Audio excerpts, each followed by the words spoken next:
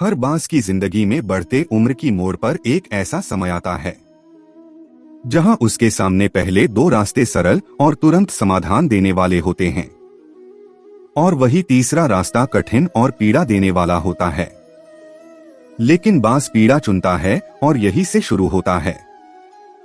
हमारी जिंदगी में कई ऐसे मौके आते हैं जब हमें परेशानियों का सामना करना पड़ता है। कई लोग तो जीवन में संघर्ष कर आगे निकल जाते हैं और कई अपने हालातों से हार मानकर खुद को जिंदगी के हवाले कर देते हैं। ऐसे में हमारी जिंदगी और हमारा खुद का कोई वजूद नहीं रहता। दुनिया उसी को सलाम करती है जो अपने कलाम खुद लिखते हैं। सिर्फ इंसान ही नहीं, कुदरत में हर प्राणी के साथ ऐसा होता है। तो आइए जानते हैं बांस के जीवन से जुड़ी आश्चर्यजनक किंतु एक ऐसा सत्य जो हम सबको प्रेरणा देगा।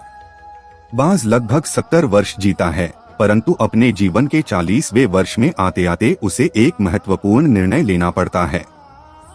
इस अवस्था में उसके शरीर के तीनों प्रमुख अंग बेअसर होने लगते हैं।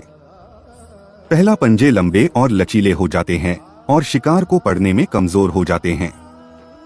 दूसरा, चोंच आगे की तरफ मुड़ जाती है और भोजन निगलने में मुश्किलें पैदा होने लगती है।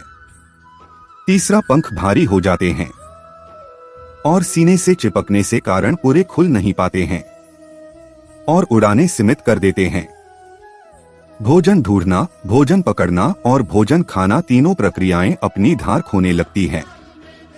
उसके पास 3 ही रास्ते बचते हैं, या तो अपनी शरीर छोड़ दे या अपनी प्रवृत्ति छोड़ गिद्ध की तरह त्यागी हुए भोजन पर निर्भर हो जाए, या फिर स्वयं को फिर से स्थापित करे। आकाश के साफ तौर से जाहिर बादशाह के रूप में जहां पहले 2 रास्ते सरल और तुरंत समाधान देने वाले हैं, वही तीसरा अत्यंत पीड़ादायी और लंबा। बांस पीड़ा चुनता है और स्वयं को फिर से स्थापित करता है। वह किसी ऊंचे पहाड़ पर जाता है, एकांत में अपना घोंसला बनाता है और तब शुरू करता है पूरी प्रक्रिया। सबसे पहले वह अपनी चोंच चट्टान पर मार मार कर तोड़ देता है। अपनी चोंच से अधिक पीड़ादायक कुछ भी नहीं है पंक्षी राज के लिए। अब वह इंतजार करता है चोंच के फिर से उग आने की और उसके बाद वह अपने पंजे भी उसी प्रकार तोड़ देता है और इंतजार करना है पंजों का फिर से उग आने का। नई चोंच और पंजे आने के बाद वह अपनी भरी पंखों को एक एक कर नोचकर निकालता है और प्रतीक्षा करता है पंखों की पुनः उग आने का। 150 दिन की पीड़ा और इंतजार और तब उसे मिलती है वही भव्य और ऊंची उड़ान। इस पुनर्स्थापना के बाद वह ऊर्जा, सम्मान और गरिमा के साथ 30 साल और जीता है।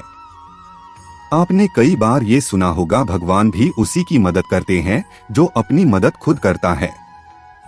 आज आपको इसकी मिसाल मिल गई होगी जैसे बांस संघर्ष करता है 150 दिन तक और भगवान उसका संघर्ष बेकार नहीं जाने देते। उसको नई जिंदगी देकर कुदरत हमें सिखाने बैठी है। जैसे पंजे पकड़ के प्रतीक है, चोंच सक्रियता की और पंख कल्पना को स्थापित करते हैं।